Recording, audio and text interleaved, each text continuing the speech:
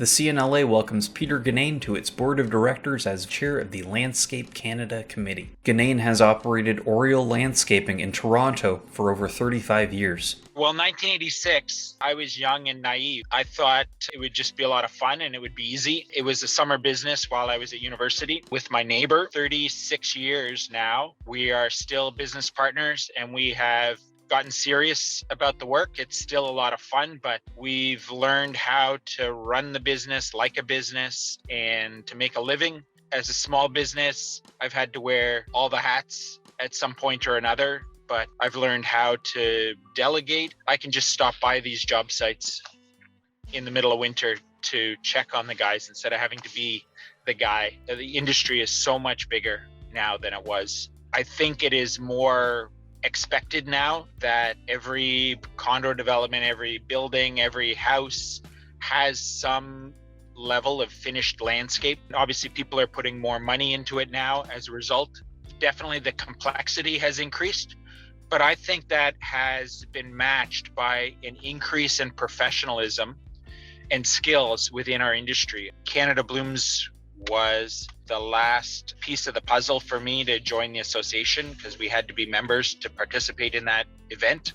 Canada never had a dedicated flower, garden, and landscape show like that. When it was conceived and developed in 1996, it was a huge game changer for how our profession could be showcased to the public.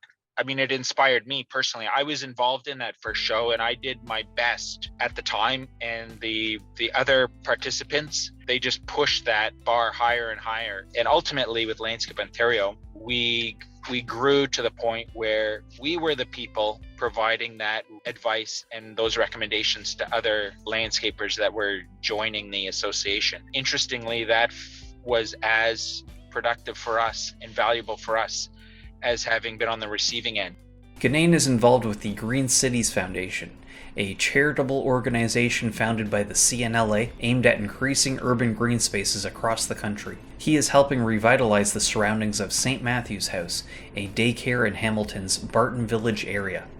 St. Matthew's House, it services a lot of low-income households, and these kids in the daycare had most people wouldn't call it a playground. It was a lot of asphalt. There were pylons to protect against some old foundations that were sticking out of the ground. Our goal there was to give them that green space through the Green Cities Foundation initiative. We're only part way there. We've been able to do the first couple of phases of work, but I think we'll be able to get that finished this spring and summer, and I think we'll make a big difference in that neighborhood.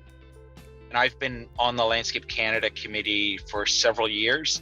I anticipate that it will be a good learning experience for me, and I do have some ideas of what I can bring and what I can help drive to make our profession more effective nationally. I look forward to that opportunity, that's for sure.